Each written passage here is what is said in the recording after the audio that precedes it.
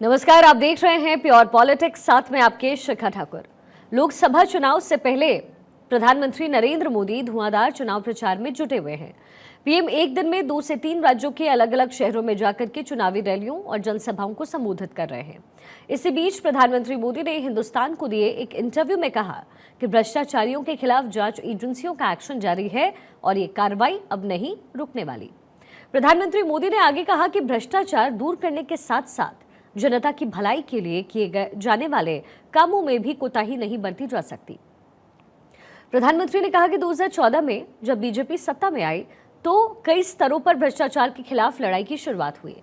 उन्होंने कहा कि हमने 10 करोड़ से ज्यादा ऐसे फर्जी लाभार्थियों को कागजों से निकाल करके बाहर फेंक दिया, जिसके कारण 3.25 लाख करोड़ रुपए गलत हाथों में जाने से बच गए। ईडी के एक्शन पर बयान देते हुए पीएम ने कहा कि ईडी ने 2014 से पहले तक केवल 5,000 करोड़ रुपए की प्रॉपर्टी अटैच की, लेकिन 2014 के बाद पिछले 10 सालों में ही ईडी ने 1 लाख करोड़ रुपए की प्रॉपर्टी अटैच कर ली। 2014 से पहले ईडी ने महज 34 लाख रुपए ही जब्त किए, लेकिन इस सरकार में यह आंकड़ा 2200 करोड़ रुपए तक पहुंच गया। पीएम से जब पूछा गया कि इस चुनाव में उत्साह या फिर कोई लहर आखिर क्यों नजर नहीं आ रही है, इस सवाल पर विपक्ष का निशाना साधते हुए पीएम मोदी ने कहा कि विपक्ष भी ये मान चुका है कि एनडीए की ही सरकार आएगी। पीएम ने आज हमारा भारत दुनिया की 5वीं सबसे बड़ी इकोनॉमी बन गया है ये कहा। 500 साल के इंतजार के बाद अयोध्या में भगवान श्री राम के भव्य मंदिर का शुभारंभ हुआ। कश्मीर से आर्टिकल 370 की बेड़ियों को आजाद किया गया। ये तमाम बातें यहां जनसभा को संबोधित करते हुए प्रधानमंत्री मोदी ने कही है। और देखिए, ये जो चुनावी सभाएं इस वक्त हो रही है, जाहिर है बीजेपी अपने 10 साल में किए गए कामों को लेकर के जनता को साधने की कोशिश कर रही है। विपक्ष पर जमकर बरस रही है। न केवल प्रधानमंत्री मोदी बल्कि गृह मंत्री अमित शाह और जो स्टार प्रचारक बीजेपी के हैं वो भी विपक्ष को आड़े हाथों लेते हुए नजर आ रहे हैं। क्या कुछ बड़ी बातें हैं वो भी आपको हम यहाँ दिखा रहे हैं। और उन्होंने कहा कि हक छीनने वालों पर कार्रवाई हम नहीं रोकने वाले हैं। हमारी सरकार लगातार कार्रवाई करती रही है और 10 साल में ईडी ने 1 लाख करोड़ की संपत्ति को अटैच किया है। इन तमाम बातों का जिक्र प्रधानमंत्री मोदी द्वारा किया गया। –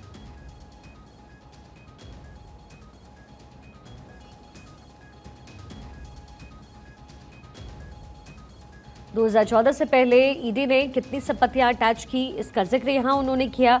हमारी सरकार ने 2200 करोड़ रुपए जब्त किए। ये तमाम बातें पीएम मोदी द्वारा कही गई।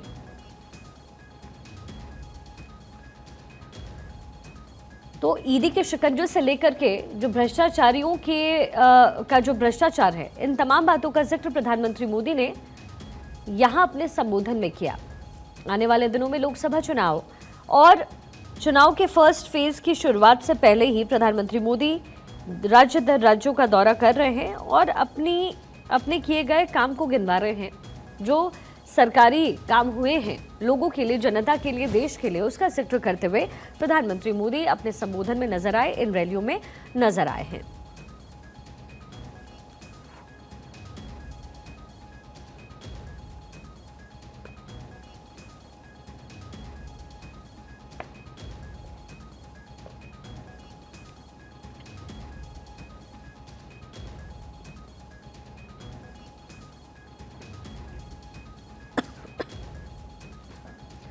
तो प्रधानमंत्री मोदी ने जो इंटरव्यू में जो बातें कही हैं उसका जिक्र हम कर रहे हैं। विपक्ष के नेता प्रचार में जाने से बच रहे हैं। विपक्ष उत्साहहीन है इस वक्त। विपक्ष भी मान रहा है कि एनडीए की ही सरकार आएगी और 400 पार आएगी।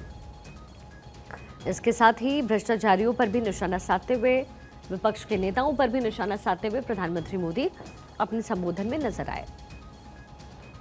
पीएम मोदी ने कहा कि हमारा संकल्प है 2047 तक विकसित भारत बनाने का। इकोनॉमी का भी जिक्र लगातार पीएम इन मंच से करते हैं और कहते हैं कि हम तीसरे पायदान पर बहुत जल्द पहुंच जाएंगे और इसलिए सरकार एक बार फिर से रिपीट होनी चाहिए, एक बार फिर से मोदी सरकार बननी चाहिए।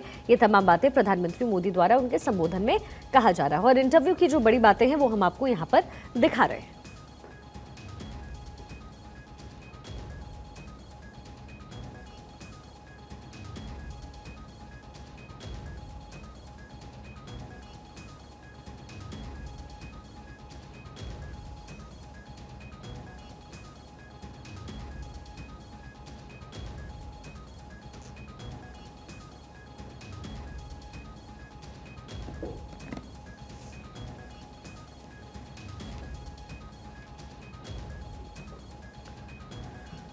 प्रधानमंत्री मोदी का ये बयान और चुनाव से पहले इन बयान के जो मायने हैं वो भी बेहद खास है, क्योंकि ये राज्य दर राज्य प्रधानमंत्री मोदी पहुंच रहे हैं और जनसभाएं कर रहे हैं।